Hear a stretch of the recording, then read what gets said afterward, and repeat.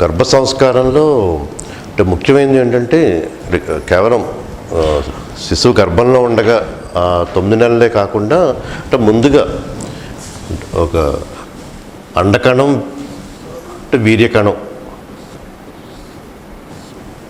ఈ అండకణం వీర్యకణం ఈ కలయిక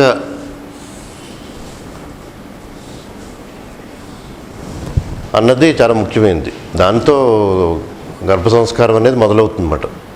కేవలం గర్భం దాల్చిన తర్వాత అనే కాకుండా ముందుగా పురుషుడి నుంచి వీర్యకణం ఎలా ఉండాలి, అలాగే స్త్రీ నుంచి ఉన్న అండకణం ఎలా ఉండాలి, అంటే ఎటువంటి వీర్యకణం ఉండాలి, ఎటువంటి అండకణం ఉండాలి, ఆ వీర్యకణం ఉన్న ఆ శరీరం, ఆ స్థూలదేహం, సూక్ష్మదేహం, ఆ కారణ శరీరం అవి ఏ స్థితిలో ఉండాలి అనేది అన్నీ కూడా మన గ్రంథాల్లో ఎన్నో విధాలుగా చెప్పబడింది.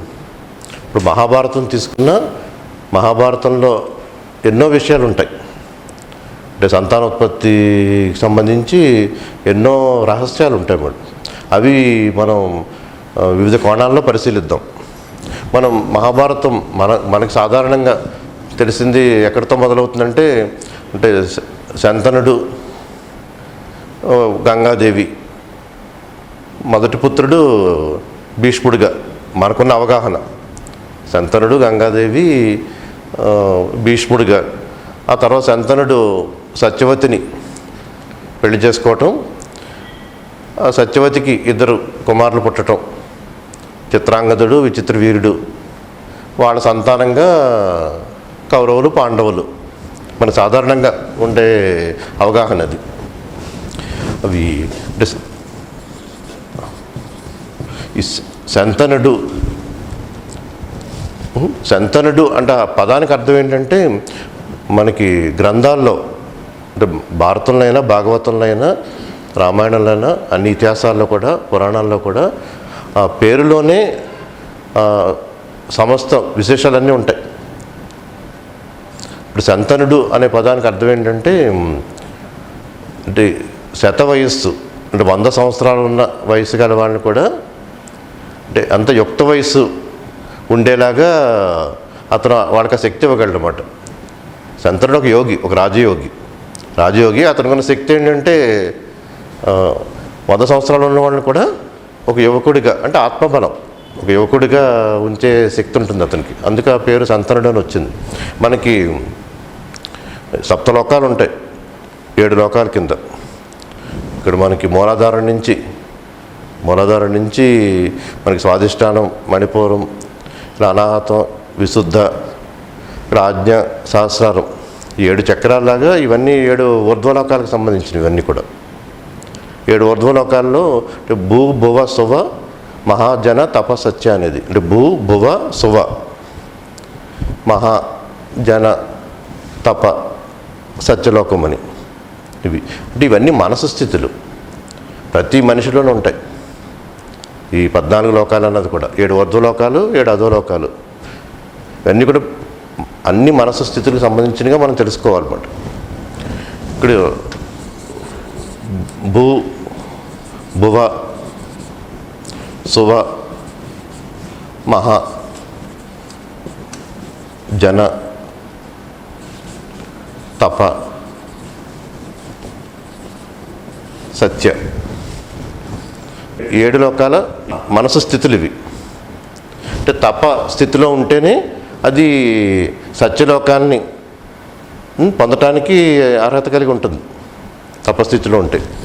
ఇప్పుడు భూలోకం, మనిషి భూలోకంలో ఉండే స్థితి ఇది.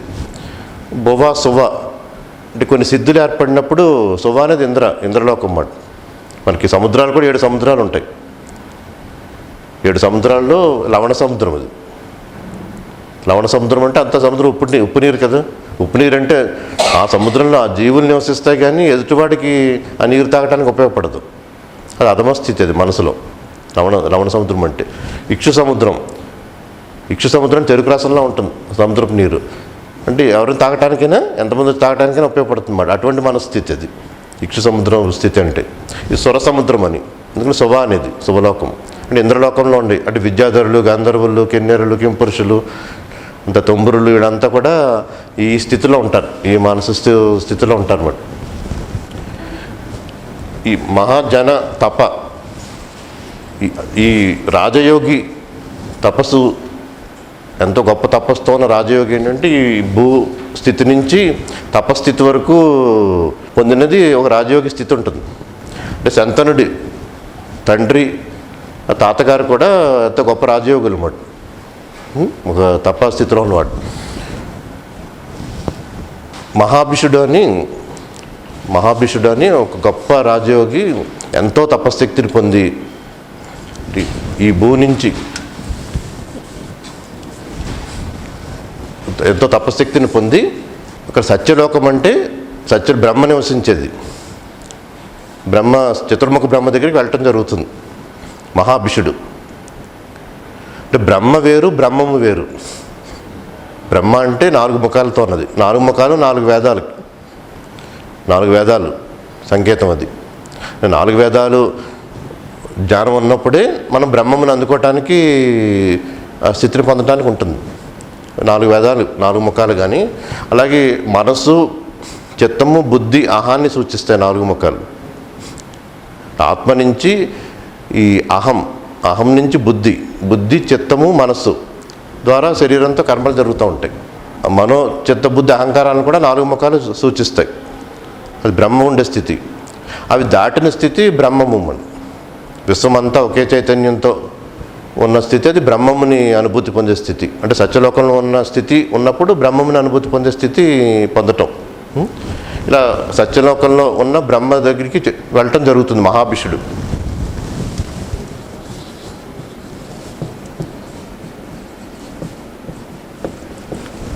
ఇక్కడ మహాభిషుడు అంటే ఎంత అభిలాషతోనే కదా, ఎంత అభిలాషతోనే అంత తపశక్తిని పొంది చతుర్ముఖ బ్రహ్మ దగ్గరికి వెళ్ళిన స్థితి. కానీ అక్కడ ఏం జరుగుతుందంటే బ్రహ్మ దగ్గర ఉన్నప్పుడు అదే సమయానికి గంగ రావటం జరుగుతుంది, స్త్రీ రూపంలో రావటం, అక్కడ గాలి వీయటం. అది మహాభిషుడు ఆ గంగని చూసి మోహంలో పట్టడం జరుగుతుంది. అలా గంగ కూడా అతన్ని చూసి మోహంలో పట్టడం జరుగుతుంది. అయితే అప్పుడు బ్రహ్మ శపిస్తాడు బట్ మహాభిషుడిని శపించి నువ్వు మానవ లోకంలో పుడతావని. అంటే ఇక్కడ అర్థం ఏంటంటే తపస్సు ఎంతో గొప్ప తపస్సుతో సత్యలోకాన్ని ఆ మానస స్థితిని పొందే అర్హత ఉన్నా ఇంకా కామం అనేది కొంత ఒకసారి ఏర్పడినప్పుడు మళ్ళీ వెనక్కి మనసు స్థితికి మళ్ళీ భూలోక సాధారణ మానవ స్థితికి పడిపోయే అవకాశం ఉంటుంది. ఇది ఆరోహణ. మళ్ళీ అవరోహణకి ఈ స్థాయికి పడేది, ఈ స్థాయి కాదు ఇంకా 7 అధోలోకాల స్థాయికి పడే స్థితి ఏర్పడుతుంది. కానీ ఎంతో గొప్ప తపశక్తి ఉన్న అతను మహాభిషుడు కావటంతో, గొప్ప రాజయోగి కావటంతో అతను ఏంటంటే పడినా కానీ ఈ స్థితి కాకుండా, సాధారణ మానవ స్థితి కాకుండా అతడు బ్రహ్మను ఏమని అడుగుతాడంటే, నేను మనిషిగానే పుడతాను మీరు శపించారు కాబట్టి, కానీ నాకు ఒక రాజయోగికి పుట్టే వరం ఇవ్వండి అని అడగటం జరుగుతుందన్నమాట. ఒక రాజయోగికి పుట్టే వరం ఇవ్వమని. అప్పుడు అలాగే అని చెప్పడంతో ఒక రాజయోగికి పుడతాడు అతను. గంగ కూడా అలా మోహాన్ని పొందడం జరిగింది కదా. ఇతనేమో భూలోకం రావడం జరిగింది. సో తను కూడా భూలోకానికి బయలుదేరుతుంది. గంగ బయలుదేరుతూ ఉంటే అష్టవసువులు అంటే 8 మంది వసువులు కనపడతారు దారిలో వస్తూ ఉంటాయి.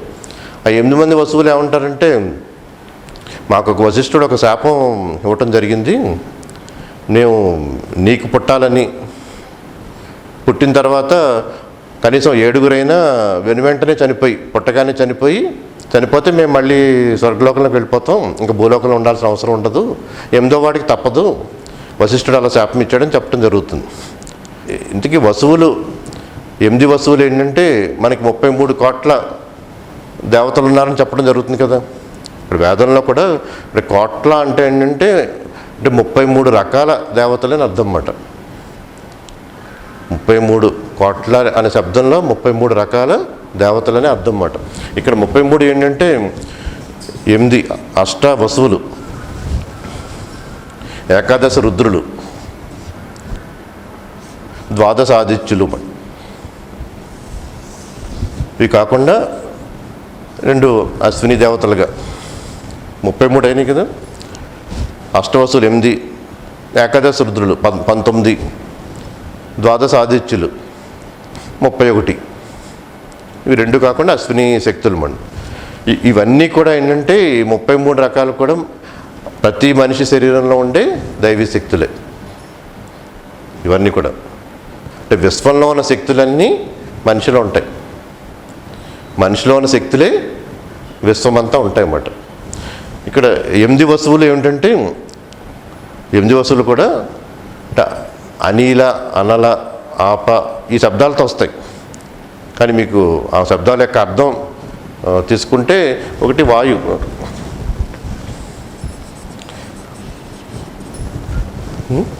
అనిల అంటే వాయువు అని, అనల అంటే అగ్ని అని. వాయు, అగ్ని, వరుణుడు అంటే జలం అని, వరుణుడు, సోమ అంటే చంద్రుడు అని, నక్షత్రం అని, ధ్రువ అంటే నక్షత్రం అని, ధర అంటే భూమి అని, ప్రత్యూష, ప్రభాస అంటే అవి సూర్యునివి. ప్రతి వశస్సుని ప్రత్యూష అంటారు. ప్రభాస అంటే సూర్యుడని. ఇక్కడ ఇలా 8 శక్తులు మనలోనే ఉండటం అంటే ఇక్కడ వస్తువు అంటే అర్థం ఏంటంటే సంపద అని. అంటే వస్తువులు అంటే సంపదలు అన్నమాట. అంటే మనలోనే 8 సంపదలు ఉంటాయి. 8 సంపదలు ఏమిటంటే మనలో ఉన్న వాయువు అది మన సంపదే కదా. మనలో చేరిన తర్వాత వాయువు మన సంపదే కదా.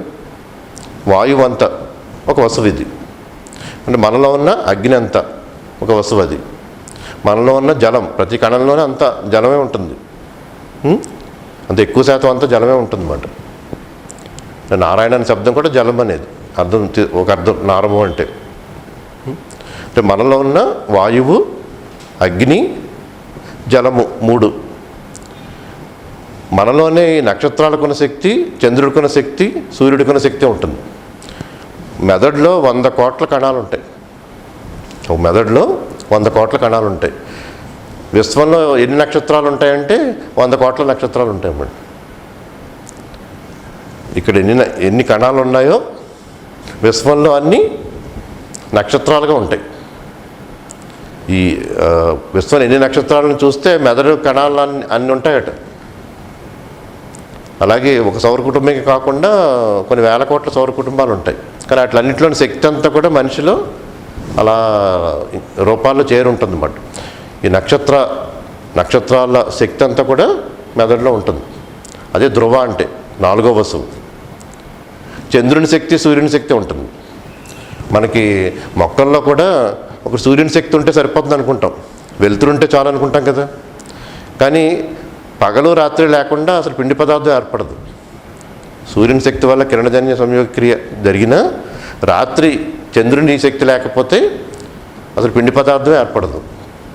అంటే పగలు శక్తి, రాత్రి శక్తి అంటే సూర్యుడిది, చంద్రుడిది ఇద్దరిది ఉంటేనే 2 శక్తులు ఉంటాయన్నమాట. మనిషిలో కూడా అలాగ సూర్యుని శక్తిది ఉంటుంది, ఆ చంద్రుని వెన్నెల ఆ ప్రకాశ శక్తి కూడా ఉంటుంది అన్నమాట. అంటే నక్షత్రాల నుంచి ఉన్న శక్తి అది సంపద. 4వది ఈ చంద్రుడి నుంచి ఉన్న శక్తి 5, అది సంపదే కదా. సూర్యుడి నుంచి ఉన్న శక్తి అది సంపదే కదా. అలాగే సూర్యుడు ఉదయించే ముందు ఒక అరుణవర్ణంతో అంటే పూర్తిగా సూర్యుడు పైకి వచ్చే ముందు అరుణవర్ణంతో కాంతి ఉంటుంది. దాన్ని ఉషస్సు అంటాం. ప్రత్యూష అంటే ప్రతి ఉషస్సు అని. ఆ అరుణోదయంలో ఉన్న శక్తి మళ్ళీ సూర్యుడిని పూర్తిగా వచ్చిన తర్వాత ఉన్న శక్తి అది ప్రభాసుడు అంటే ఆ శక్తి అంతా. నీకు ధర, ఈ భూమి ఆధారంగా ఉన్న ఈ శక్తి. ఇలా 8 వస్తువులు 8 సంపదలుగా మనిషిలో ఉంటాయని. ఇక్కడ గంగానది అంటే ఏమిటంటే ఈ ప్రవాహం మాట, సుషుమ్నా ప్రవాహం. మనలో ఎడా పింగళ నాడులు 2 నాడులు ఉంటాయి. సూర్యచంద్రుని శక్తులతో మూలధారం నుంచి ఎడా పింగళ నాడులుగా ఉంటుంది అంతా. అవి సూర్యచంద్రుని శక్తులు అవి. ఈ వాటికి అతీతంగా సుషుమ్నా ప్రవాహం ఉంటుంది. సుషుమ్నా ప్రవాహమే బ్రహ్మమును సాక్షాత్కారం పొందే స్థితికి తీసుకెళ్తుంది అన్నమాట అంతా. గంగా ప్రవాహం అంటే అక్కడంతా సుషుమ్న స్థితికి తీసుకెళ్లే ప్రవాహం అని. భాగవతంలో యమున అన్న, రామాయణంలో సరయూ నది అన్న, ఇవన్నీ ఏంటంటే సుషుమ్న స్థితికి తీసుకెళ్లే ప్రవాహాలని అర్థం పట్ట. ఇక్కడ సంపద 8 విధాలుగా, వాయువు, అగ్ని, వరుణుడు, నక్షత్రాలది, చంద్రునిది, సూర్యునిది, ఇలా ఇవన్నీ మనలో శక్తులుగా ఉన్న ఈ నాడీ ప్రవాహం, ఈ సుషుమ్న ప్రవాహం ముఖ్యమైనది ఆ స్థితికి తీసుకెళ్ళటానికి. నీ ఎనిమిదిగురు వస్తువులు ఏంటంటే మనకి ఎంత సంపద ఉంటే అంత అహంకారం పెరుగుతుంది కదా, అహంకారం పెరుగుతుంది కదా. ఈ 8 వస్తువులు ఎందుకు గంగాదేవి వచ్చి వేడుకుంటారంటే మీకు పిల్లలుగా పుట్టాలని. 8 వస్తువులు భార్యలతో వెళ్తూ ఉంటే వశిష్ఠుడు ఆశ్రమానికి వెళ్తారు. అక్కడ కామధేనువుని చూస్తారు. ఒక వసువు భార్య ఏంటంటే ఆ కామధేనువుని తీసుకెళ్ళిపోదాం, నా స్నేహితురాలకి ఇద్దాం అని చెప్తుంది. చెప్తే ఆ చెప్పిన అతను భర్త ఇప్పుడు ప్రభాసుడు అలాగే తీసుకెళ్దాం అంటాడు భార్య కోరిక మేరకు. మిగిలిన వాళ్ళు కూడా అలాగే చేద్దాం, భార్య కోరిక తీర్చాలి కదా అంటారు. ఆ కామధేనువుని తీసుకెళ్ళిపోతారు. వశిష్ఠుడు వస్తాడు, చూస్తాడు, శపిస్తాడు. అప్పుడు మళ్ళీ తిరిగి వచ్చి వేడుకుంటారు. వేడుకుంటే ఈ ప్రభాసుడు ఇతను తీసుకెళ్ళిపోయాడు కాబట్టి, చౌర్యం చేశాడు కాబట్టి ఇతను మాత్రం మానవుడిగానే ఉండిపోతాడు. అతడే భీష్ముడిగా గంగాదేవి పుట్టింది. మిగిలిన 7 మాత్రం మీరు పుట్టగానే చనిపోతే మళ్ళీ మీరు పూర్వస్థితి, దైవీ స్థితి లభిస్తుందని చెప్పడం జరుగుతుంది. మీరు గంగాదేవిని కోరుకోండి, తనకు పుడితే తను మళ్ళీ గంగానదిలో పడేసి మీరు చనిపోతే తిరిగి పూర్వస్థితికి వెళ్ళిపోతారని. ఇవన్నీ కూడా మనస్సు స్థితులు, ఈ సుషుమ్న ప్రవాహానికి సంబంధించినవి. ఇప్పుడు గంగాదేవిని వేడుకుంటారు 8 వస్తువులు, ఇది జరిగిందని. అప్పుడు అలాగే నాకు మీరు పిల్లలుగా పుట్టినప్పుడు మొదటి 7 అలా నేను గంగానదిలో వెంటనే చనిపోయేలాగా నేను చేస్తానంటుంది. గంగాదేవి భూలోకానికి రావటం జరుగుతుంది కదా. భూలోకానికి రావటం జరిగినప్పుడు శంతనుడు గంగాదేవిని చూడటం, ఆ గంగాదేవిని మోహించడం జరుగుతుంది. అప్పుడు గంగాదేవి చెప్తుంది, నియమాలు చెప్తుంది అన్నమాట. ఏమనంటే పుట్టిన పిల్లలకి నేనేం చెప్తే చెయ్యాలి. పిల్లలు పుట్టినప్పుడు నేను ఏం చెప్తే చేయాలి, అలా ఒప్పుకుంటేనే నీకు భారీగా ఉంటానని చెప్పడం జరుగుతుంది. కానీ అతను ఇష్టపడటంతో అలాగే చేస్తానంటాడు. ఆ తర్వాత శంతనుడికి గంగాదేవి పుట్టిన మొదటి పిల్లవాడిని పుట్టగానే నాకు ఇమ్మని చెప్పి నదిలో పడేస్తుంది. 2వ వాడిని పడేస్తుంది, 3వ వాడిని పడేస్తుంది, 4వ వాడిని, 5వ వాడిని, 6వ వాడిని, 7 పడేస్తుంది. కానీ తన మీద ఇష్టంతో శంతనుడే మాట్లాడు. కానీ 8వ వాడిని చూసి ఇంక మోహం తగ్గిపోతుంది కదా.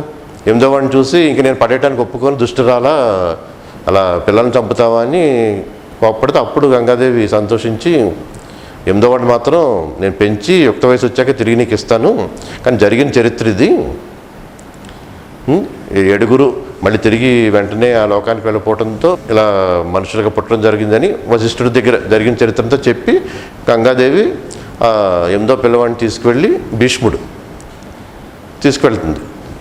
అతనికి యుక్త వయసు వచ్చే టైంకి మళ్ళీ శంతనుడు అటువైపుగా వచ్చిన తర్వాత అతనికి అప్పగిస్తుంది గంగాదేవి. నా బాధ్యత నెరవేరింది అని భీష్ముడి తండ్రి శంతనుడికి అప్పచెప్తుంది అన్నమాట. ఇక్కడ శంతనుడు, గంగ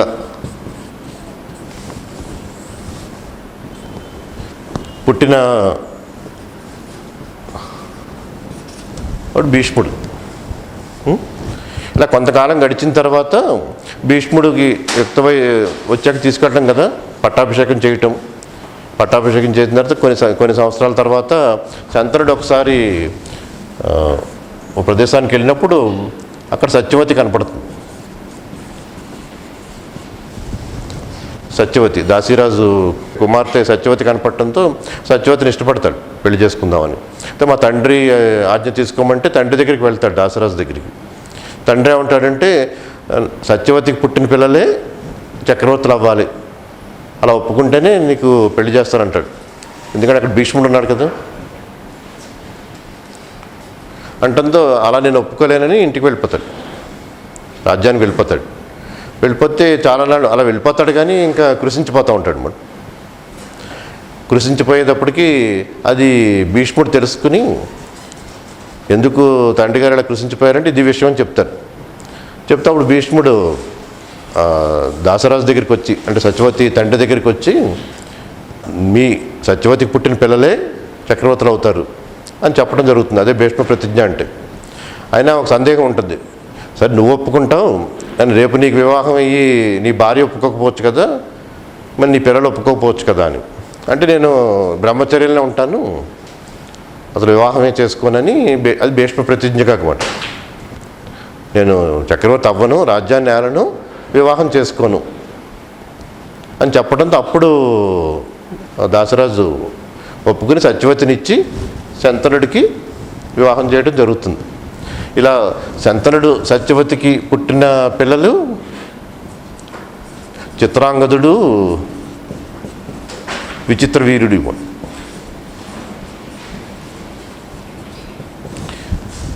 చిత్రాంగదుడికి మొదట పట్టాభిషేకం చేస్తారు. పట్టాభిషేకం చేసిన కొన్నాళ్ళకి అతను చాలా అహంకారంతో ఉంటాడు, ఒక గంధర్వులతో యుద్ధంలో చనిపోతాడు. తర్వాత విచిత్రవీరుడికి పట్టాభిషేకం చేస్తాడు. చేసిన తర్వాత అతని యుక్త వయసు వచ్చేటప్పటికి అతని వివాహం చేయాలి. ఒక కాశీరాజు కుమార్తెలు 3 ఉన్నారు, అంబ, అంబిక, అంబాలికలు. వాళ్ళైతే బాగుంటుందని సత్యవతి తల్లి కోరుతుంది, వాళ్ళని ఎలాగైనా తీసుకొచ్చి వివాహం చేయమని. అక్కడ స్వయంవరం జరుగుతూ ఉంటుంది, అంబ, అంబిక, అంబాలికలు స్వయంవరం జరుగుతూ ఉంటే విచిత్రవీరుడు వెళ్ళి అక్కడ స్వయంవరంలో నెగ్గలేడు. అక్కడ అంతా యుద్ధంలో పాల్గొన్నాడు, అందరితో అవసరమైతే నెగ్గలేడు. అందుకని భీష్ముడే వెళ్ళి 3 రథంలో తీసుకొచ్చేస్తాడు అనమాట. తీసుకొస్తే అడ్డొచ్చిన వాళ్ళందరినీ యుద్ధంలో ఓడించి, ఈ స్వయంవరమే కదా, యుద్ధం చేసి ఎంతమంది నేను ఓడించి తీసుకెళ్ళొచ్చు అని 3 రథం ఎక్కిస్తాడు. కానీ అందరూ యుద్ధానికి వస్తారన్నమాట, పోటీకి వస్తే అందరినీ ఓడిస్తాడు. కానీ ఒకడు సాల్వరాజు అని, అతను మాత్రం చివరి దాకా పోరాడతాడు, ఇంక చనిపోయేదాకా పోరాడతాడు అనమాట. అతన్ని ఓడించి తీసుకెళ్ళిపోతాడు. 3 అంబ, అంబిక, అంబాలిక తీసుకొచ్చిన తర్వాత హస్తినాపురానికి అంబ చెప్తుంది, ఏమనంటే నేను సాల్వరాజు ప్రేమించుకున్నాం, తండ్రికి చెప్పాం, 3 స్వయంవరం ఏర్పాటు చేద్దాం, మీరిద్దరూ నువ్వు పెళ్లి చేసుకోవచ్చు అక్కడే. అంబ, నువ్వు సాల్వరాజు మెడలో దండ వేస్తే నీకు అలా పెళ్ళి అయిపోతుందని మా తండ్రి ఒప్పుకున్నాడు, కానీ 3 పెట్టిన స్వయంవరం కాబట్టి మేము అలా నిశ్చయించుకున్నాం అంటాడు. అని చెప్పడంతో భీష్ముడికి నాకు విషయం తెలియదు అని, అంబా నువ్వు తిరిగి వెళ్ళిపో, తిరిగి సాల్వరాజు దగ్గరికి వెళ్ళిపోయి నువ్వు వివాహం చేసుకో అంటాడు. కానీ తర్వాత జరిగిన సంఘటన ఏంటంటే అక్కడ సాల్వుడు కూడా ఒప్పుకోడు, యుద్ధంలో ఓడిపోయినోడే నాకు అర్హత లేదని ఒప్పుకోడు అన్నమాట అతను కూడా. అలా అంబ ఇటు కాకుండా అటు కాకుండా అయిపోయి భీష్ముడిని చంపుతానని ఓ ప్రతిజ్ఞ చేస్తుంది. అది వేరే కథ అది. ఇంకా మిగిలిన అంబిక, అంబాలికలు విచిత్రవీరుడికి. కానీ తర్వాత విచిత్రవీరుడికి కూడా రోగం వచ్చి పిల్లలు పుట్టరు, అంబికాకి, అంబాలికి.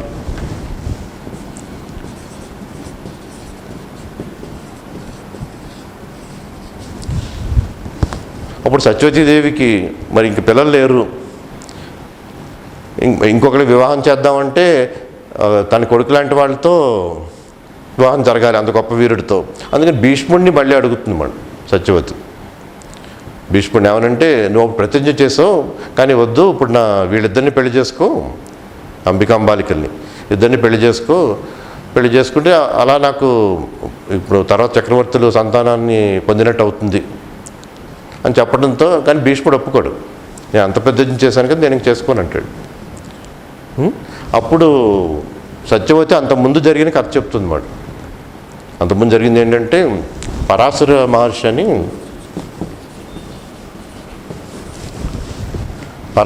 పరాశరుడే జ్యోతిష్ శాస్త్రం రాసింది, పరాశర సంహిత అని. అతను జ్యోతిష్ శాస్త్రంలో అతన్ని మించిన వాడు లేడన్నమాట. పరాశరుడికి ఏంటంటే నక్షత్రాలు గమనం అంతా తెలుసు.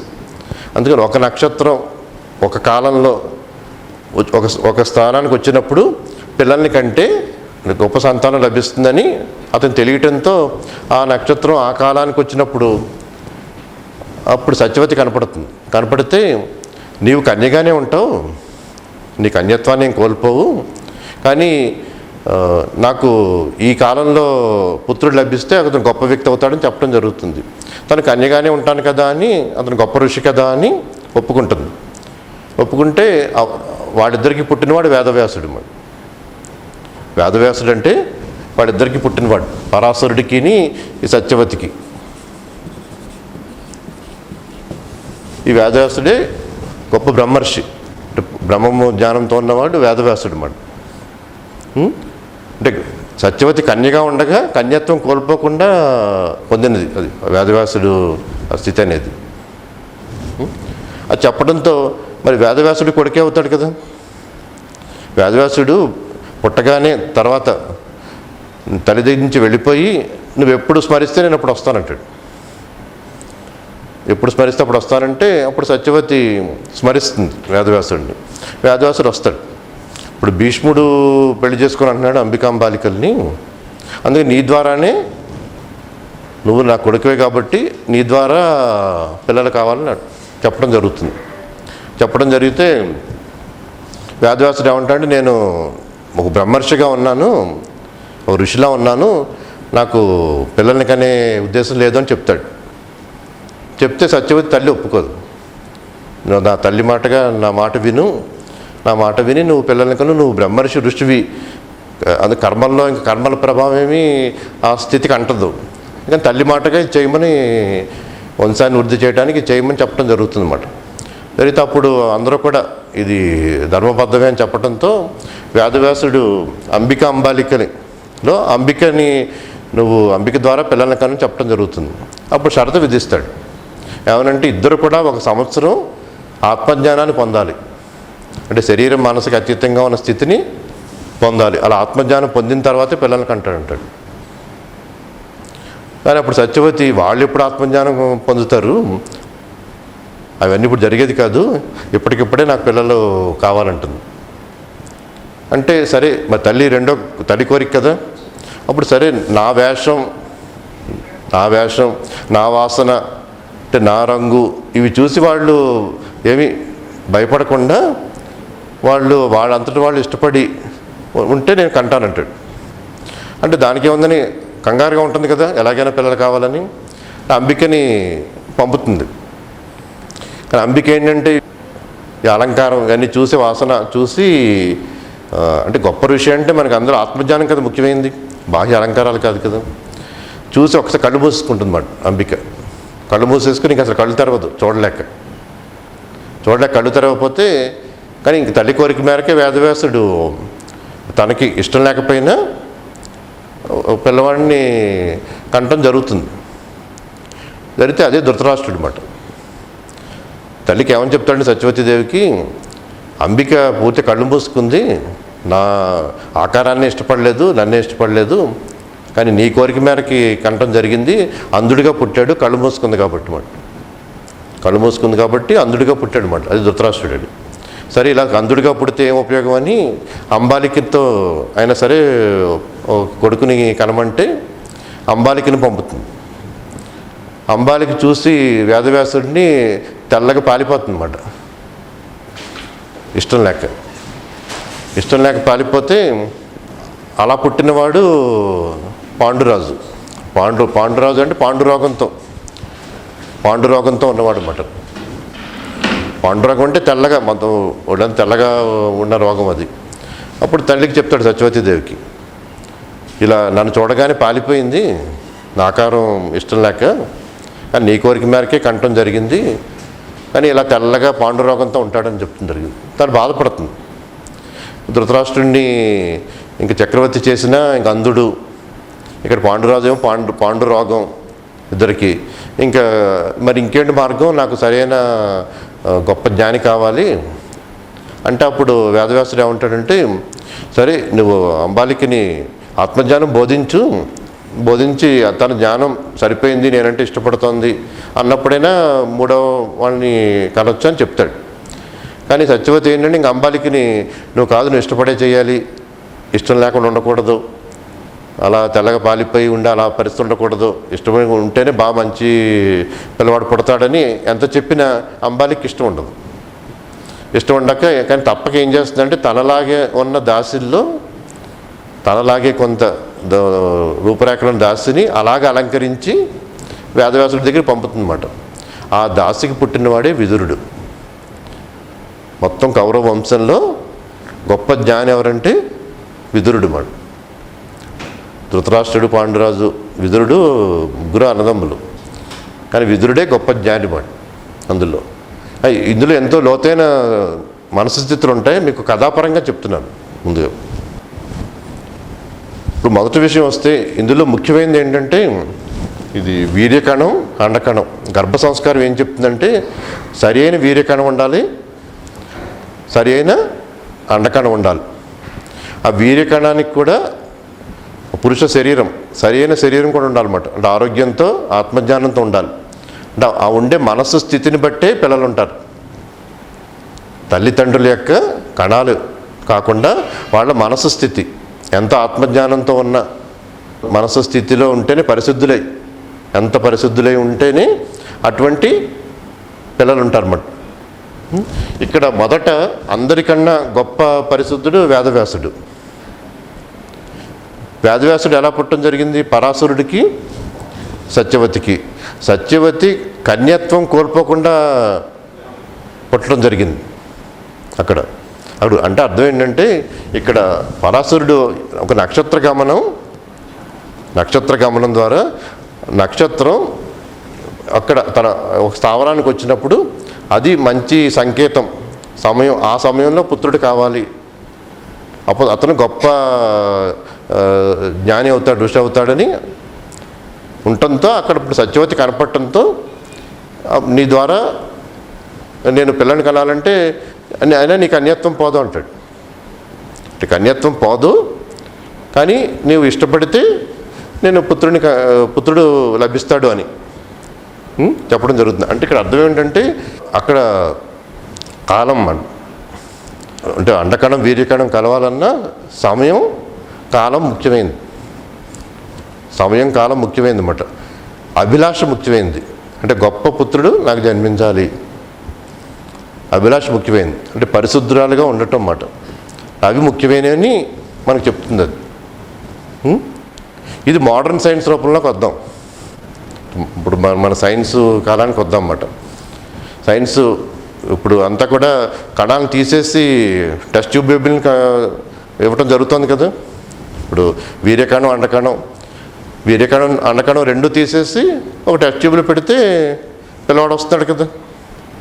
ఇప్పుడు భార్యాభర్తలు ఉంటారు. ఇప్పుడు భార్యకి ఏంటంటే ఇప్పుడు గర్భసంచి అనుకూలంగా లేక తన గర్భం దాల్చే పరిస్థితి లేదనుకోండి, భర్త వీర్యకణం ఉంటుంది, భార్య అండకణం సరైందే, కానీ ఏంటంటే గర్భసంచి వీలుగా లేదు. అంటే బీజము క్షేత్రము అన్నమాట. బీజం బాగానే ఉంది కానీ క్షేత్రం సరిగా లేదు. అప్పుడు ఏం చేస్తారు? అండకణం తీసి బయట ఒక టెస్ట్ ట్యూబ్లో పెట్టి లేదా వేరే గర్భసంచిలో పెట్టి సరోగసీ అని పెట్టడం జరుగుతుంది కదా. ఇక్కడ భార్యాభర్తల విషయంలో ఇది భార్యాభర్తల విషయంలో అంటే భార్యకి గర్భసంచి అనుకూలంగా లేకపోయినా అండకణాన్ని తీసి మనం పిల్లల్ని కంటం జరుగుతుంది. ఇప్పుడు వివాహం అయిన తర్వాత ఇప్పుడు ఒక పరిస్థితి ఊహిద్దాం. ఒక పురుషుడు అండకణం ఉంది, అతనికి ఒక కన్య యొక్క అండకణం ఉంటే చాలు కదా. వివాహం కాకపోయినా, వాడు సంగమించకపోయినా ఒక కన్య యొక్క ప్రతి నెల ఒక అండకణం వస్తుంది, ప్రతి నెల ఒక అండకణం తయారవుతుంది. వివాహం అయిన తర్వాత అండకణం వీర్యకణంతో కలుస్తుంది అంతే. కానీ ప్రతి నెల అండకణం ఉంటుంది. ఋతుస్రావం వచ్చిన తర్వాత ప్రతి నెల కూడా ఒక అండకణం ఉంటుంది అన్నమాట. ఆ అండకణాన్ని తీసుకుని వివాహం కాకముందే ఆ అండకణాన్ని తీసుకుని పురుషుడి వీర్యకణంతో కలిపిన మనకి పిల్లలు పుట్టడం జరుగుతుంది. కానీ ఇక్కడ కన్య కదా, వివాహం అవ్వలేదు, కలవటం జరగలేదు, కేవలం అండకణాన్ని తీయటం జరిగింది అంతే. ఇప్పుడు ఆధునిక శాస్త్రంలో కూడా కన్యగా ఉండగానే కేవలం ఒక అండకణం తీసి మనకి వేరే గర్భసంచిలో పెట్టచ్చు, టెస్ట్ ట్యూబ్లో పెట్టచ్చు, పెట్టిన పిల్లల కంటం జరిగే అవకాశం ఉంది కదా. చూడండి పోలిక ఎలా ఉందో. అంటే కన్యత్వాన్ని కోల్పోకుండా కూడా పిల్లల్ని కనొచ్చు అనేది ఒక మోడర్న్ సైన్స్లో ఒక సాధించగలిగేదిలో ఉంది కదా. అందుకని ఇందులో ఇవన్నీ ఆత్మజ్ఞానానికి సంబంధించినవి. అంటే పరిశుద్ధమైన స్థితికి ఒక గొప్ప ఆత్మజ్ఞానానికి సంబంధించినవి ఆ కోణంలోనే ఉంటాయి. కానీ వీటిని ఆధునిక శాస్త్రానికి అప్పచెప్పిన ఎన్నో గొప్ప రహస్యాలు బయటపడతాయి అన్నమాట. ఇలా వేదవ్యాసుడు పుట్టడం జరుగుతుంది. కానీ అంతలాగా ఋషిలా ఉన్న అతను ఇంకా ఈ మానవుడిలా కర్మలు ఆసక్తి ఉండదు, అంత బ్రహ్మర్షిలానే ఉండటం జరుగుతుంది. స్మరించినప్పుడు కనపడతాడు. అక్కడ వేదవ్యాసుడు అంటే అర్థం ఏంటంటే, వ్యాసాన్న పదవి ఏంటంటే విభజించిన వాడు అని, వేదాలను విభజించిన వాడని, వేదాలని విభజించిన వాడిని వేదవ్యాసుడు అంటారు. అంటే ఒక వేదవ్యాసుడే ఉండడు, ఎప్పటి నుంచో చాలామంది వేదవ్యాసులు ఉంటారు.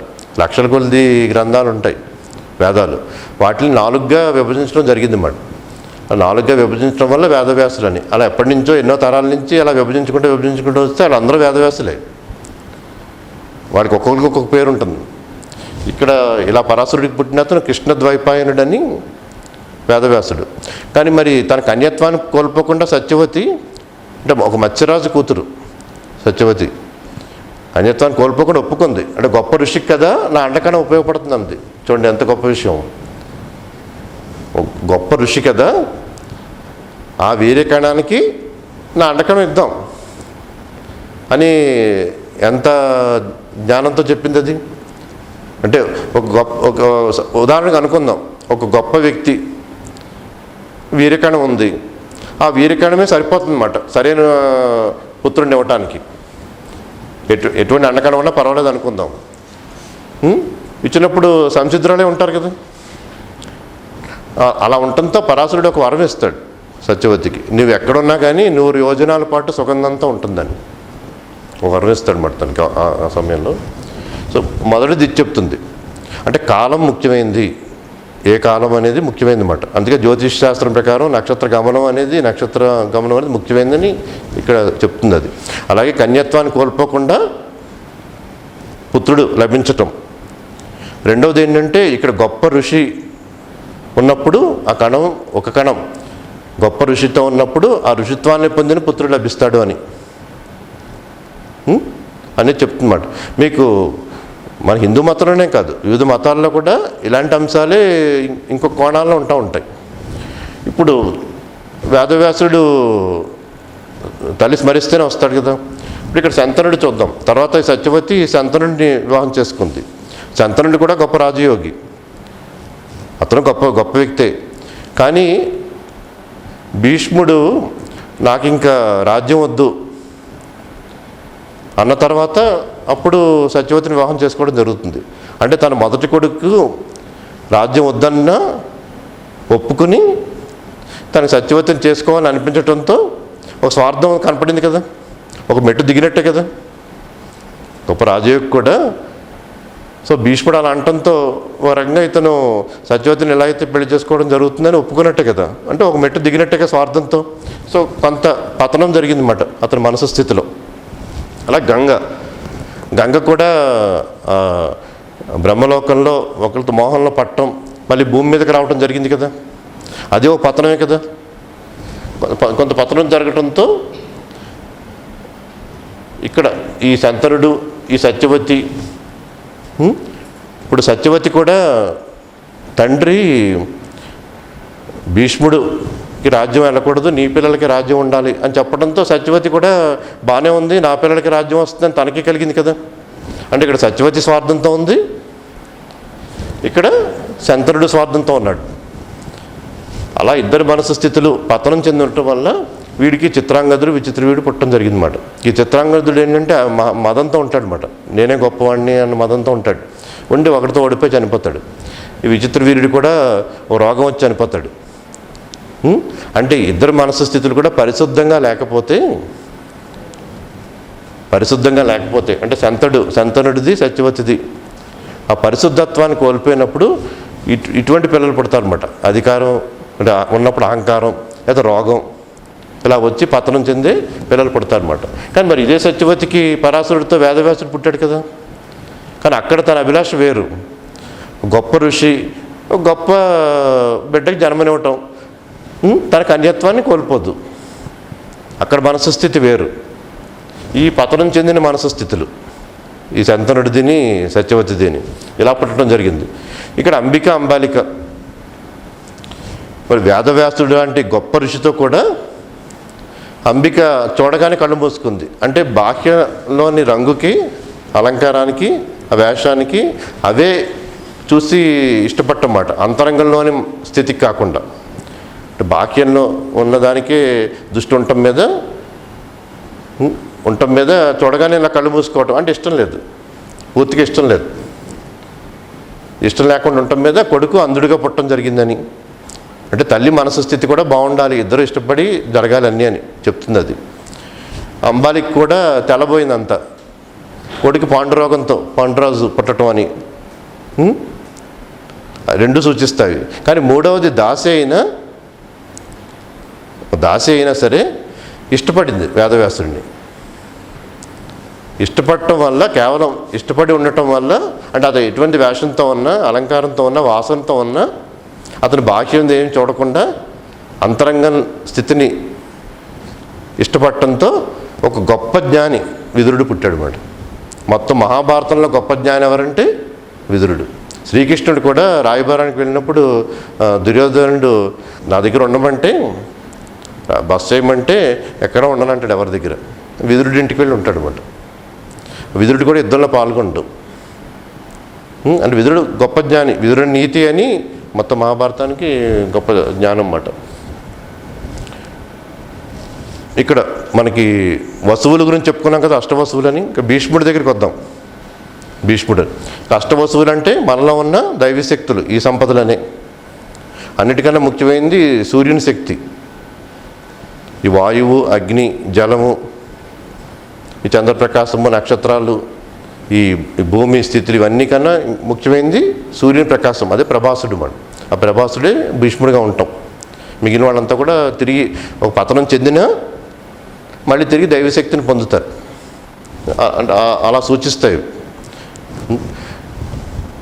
ఇందులో ఏమిటంటే మనం ప్రతి కథలో కూడా అంటే ఎటువంటి అండకణం, ఎటువంటి వీర్యకణం ఉండాలి, శరీరాలు కూడా ఎటువంటి శరీరాలు, ఎటువంటి మనస్సు స్థితులు, ఎంతటి ఆత్మజ్ఞానంతో ఉండాలని చెప్తాయన్నమాట. ఇక చివరిగా ముగించే ముందు ఏమిటంటే, మనకి ధృతరాష్ట్రుడిని పాండురాజు అనుకున్నాం కదా. ఇందులో ఇక్కడ ధృతరాష్ట్రుడి కౌరవులు కదా. పాండురాజు కుంతీదేవిని, మాద్రిని పెళ్లి చేసుకోవడం జరుగుతుంది. కానీ ఒకరోజు ఏంటంటే పాండురాజు వేటకు వెళ్తా ఒక కామంతో ఉన్న లేడీని బాణం వేసి చంపుతాడు. అప్పుడు ఆ లేడీ ఎందుకంటే ఒక ఋషి ఆ లేడీ రూపంలో ఉండటం జరుగుతుంది అన్నమాట, చనిపోవడం జరుగుతుంది. అప్పుడు ఋషి శపిస్తాడు, నేను కామంలో ఉండగా బాణం వేసి చంపావు, నువ్వు కూడా అలాగ భార్యను కలిస్తే చనిపోతూ ఉంటాడు అన్నమాట. అప్పుడు ఇంకా పాండురాజు భార్యను కలవటానికి ఉండదు, ఉండకపోయేటప్పటికి పిల్లలు ఉండరు. అప్పుడు కుంతి దగ్గర ఒక వరం ఉంటుంది, అంటే ఏ దైవీ శక్తిని ఉపాసన చేస్తే అటువంటి కొడుకు పుడతాడని. అంతా యమధర్మరాజు అంటే ధర్మానికి సంబంధించిన దైవీ శక్తిని ఉపాసన చేస్తే ధర్మరాజు పుడతాడు. వాయుదేవుడిని ఉపాసన చేస్తే వాయుపుత్రుడు భీముడు పుడతాడు. ఇంద్రుడిని ఉపాసన చేస్తే అర్జునుడు పుడతాడు. ఇలా ముగ్గురు పుడతారు. ఇవి ఏంటంటే ఈ పంచపాండవులు 5 కూడా మనిషిలో ఉండే శక్తులే. 5 మంచి శక్తులు, దైవీ శక్తులు. ఆ కౌరవులంతా దుష్ట శక్తులు ఎక్కువ ఉంటాయి కదా, 100 ఉంటాయి దుష్టశక్తులు అనేటప్పటికి. 100 అంటే అనంతంగా ఉంటాయి దుష్టశక్తులని.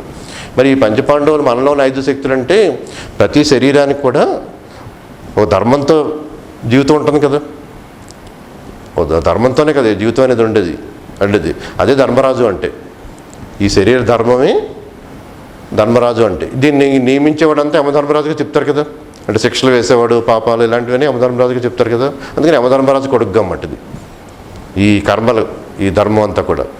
ఇదే స్థూలదేహం అన్నమయ కోసం. రెండవది ప్రాణమయ కోసం కదా, ఈ శరీరం తర్వాత వాయువు. ఈ ప్రాణమయ కోసం నుంచే ప్రాణాయామం, అష్టసిద్ధులు ఉండేవి. ఈ వాయుపుత్రుడిగా భీముడు మాట. మనలో తీసుకునే వాయువే శ్వాసే ప్రాణశక్తిగా మారి అన్ని సిద్ధులు వస్తాయి.